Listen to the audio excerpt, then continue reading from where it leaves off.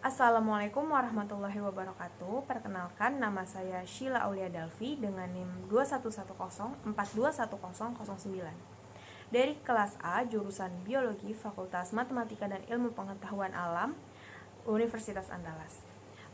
Pada kesempatan video kali ini saya akan melaksanakan kegiatan praktikum mandiri struktur dan perkembangan hewan. Adapun tujuan dari praktikum ini yaitu untuk mengetahui dan memahami morfologi dan anatomi sistem tubuh dari mamalia. Adapun objek dari praktikum kali ini yaitu spesies Mus musculus atau biasa kita sebut dengan mencit. Alat dan bahan yang diperlukan untuk praktikum kali ini yaitu sarung tangan, gunting bedah, pinset, jarum pentul, masker, alkohol 70%, dan yang paling terpenting adalah mus musculusnya.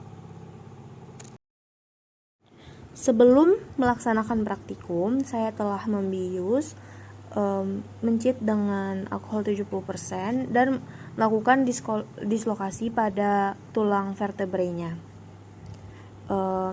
Mari kita lanjut kepada sistem integumen. Sistem integumen adalah sistem organ yang membedakan, memisahkan, melindungi hewan terhadap lingkungannya.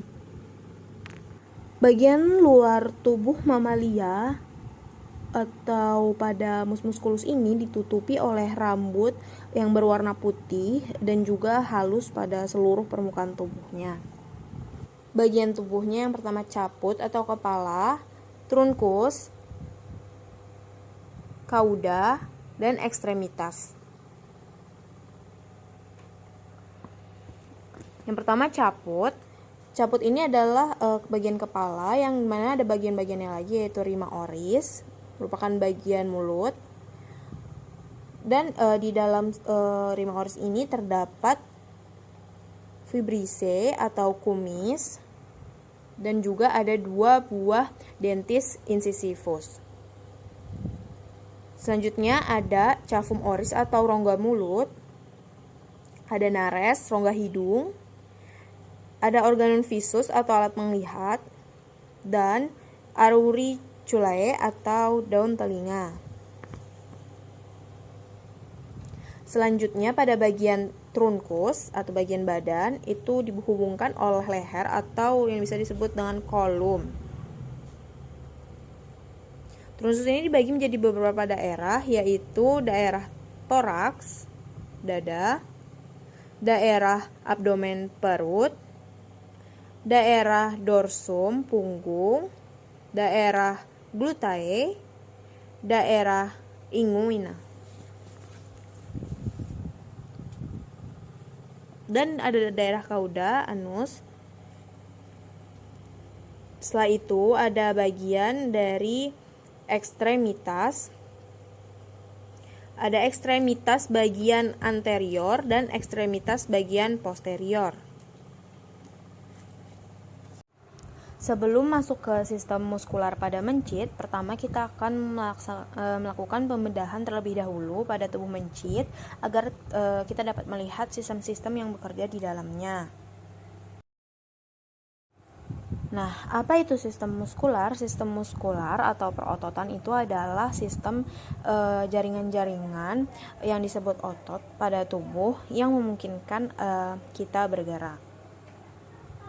Berikut ini merupakan proses dari pembedahan mus musculus untuk mengetahui apa saja organ yang ada di dalamnya. Dari pengamatan, ada beberapa struktur muskular yang saya temukan. Yang pertama yaitu sternomastoid yang berfungsi sebagai alat untuk memutar kepala pada mus musculus.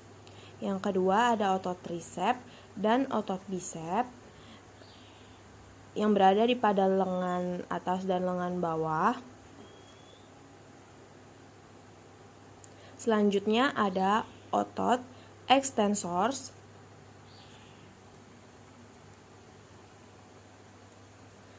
dan ada rectus abdomini. Yang terakhir ada linea alba. Selanjutnya masuk ke dalam sistem respirasi.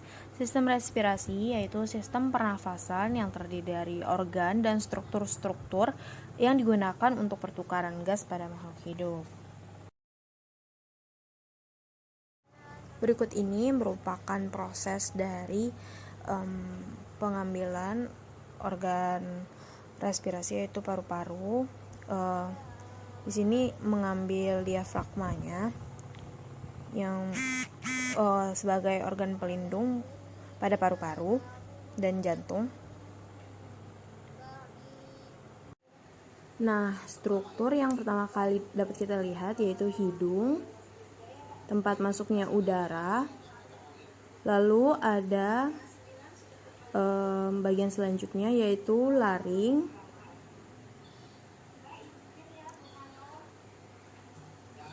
Laring ini memiliki epiglotis di dalamnya untuk mencegah makanan ke dalam laring. Selanjutnya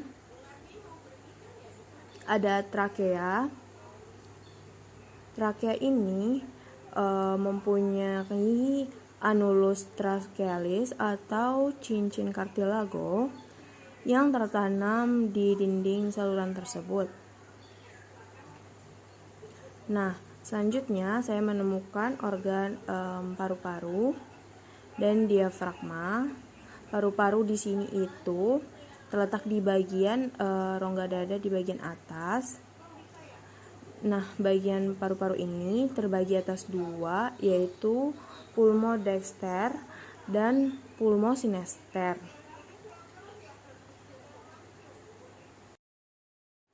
Sistem selanjutnya yaitu sistem digestivum. Sistem yang ini itu terdiri atas dua bagian, yaitu tractus digestivus dan juga glandula digestoria. Berikut merupakan proses pengambilan dari saluran digestivum atau saluran pencernaan pada musculus. Pada tractus digestivus, strukturnya itu dimulai dari cavum oris atau bagian mulut. Selanjutnya ada esofagus, lanjut ke lambung, yaitu organ yang berbentuk seperti kacang kedelai.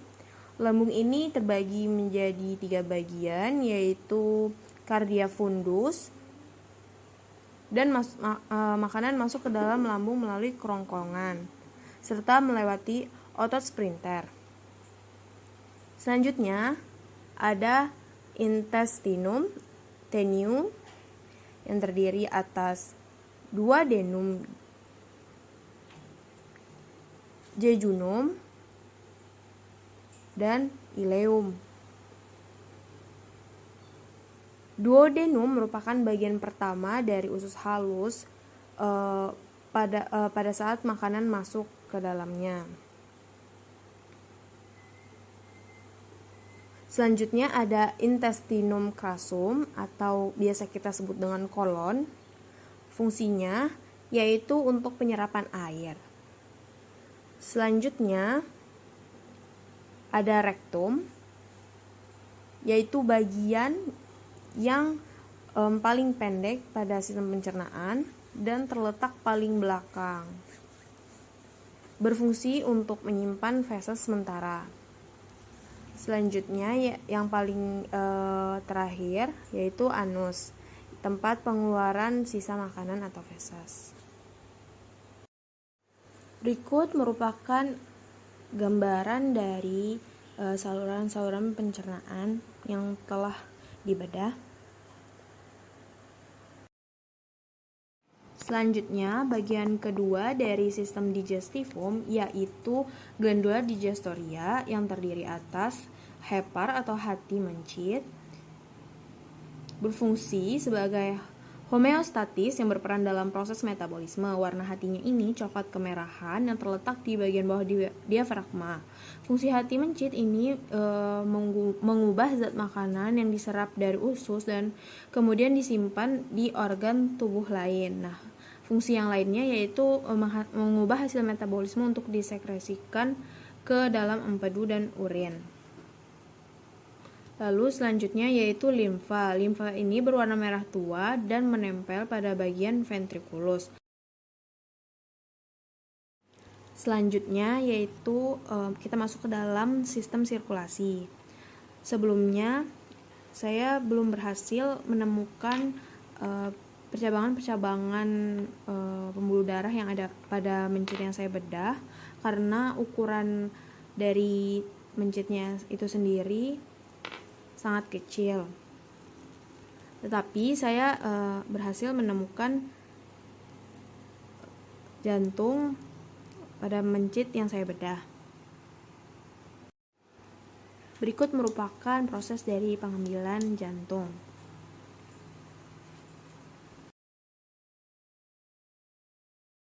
Baiklah, izinkan saya untuk menjelaskan sistem sirkulasi pada mencit.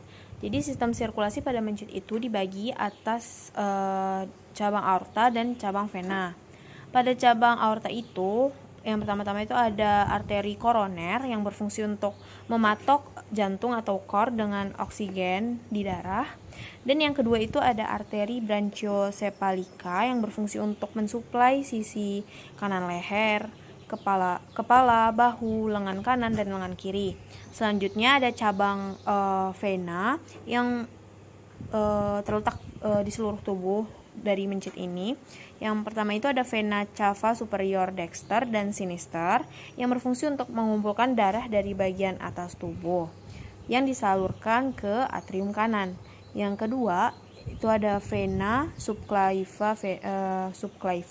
Vena ini itu terbagi lagi menjadi vena jugularis eksternal dan vena axillaris.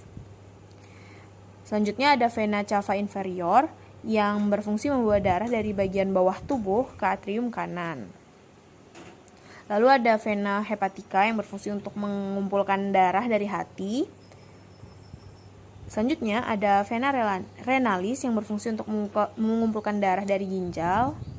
Dan ada vena genitalis yang berfungsi untuk membawa darah dari gonad. Lalu ada vena femoralis yang berfungsi membawa darah dari kaki. Dan yang terakhir ada vena caudal yang membawa darah dari ekor. Selanjutnya kita masuk ke dalam sistem saraf. Sistem saraf adalah sistem yang kompleks yang berperan dalam mengatur dan mengkoordinasikan seluruh aktivitas yang ada pada tubuh. Nah, sistem saraf pada mamalia, khususnya pada mus musculus ini terdiri atas sumsum tulang belakang, dan juga ada organ-organ sensorik seperti mata, telinga, dan organ-organ lainnya yang berhubungan dengan saraf. Berikut ini merupakan proses dari pengamatan untuk sistem saraf yang berpusat pada kepala mencit. Sistem saraf pada muskulus yang saya temukan yang pertama itu cerebrum, yaitu otak besar. Setelah itu ada lobus frontalis. Dan di bawahnya, di bawah lobus frontalis itu ada cerebellum. Selanjutnya kita masuk ke dalam sistem yang terakhir, yaitu sistem skeletal pada mus musculus. Jadi sistem skeletal ini bisa kita sebut dengan sistem rangka, yaitu suatu sistem yang memberikan dukungan fisik pada makhluk hidup untuk dapat bergerak. Berikut merupakan proses dari pengamatan untuk sistem skeletal. Jadi mus muskulusnya itu dikuliti dulu bagian permukaan tubuhnya, sehingga kita bisa melihat bagian rangka-rangkanya. Sistem skeletal pada mus musculus pertama ada vertebrae caudalis atau tulang ekor. Selanjutnya ada tulang ischium dekat dengan selangkangan.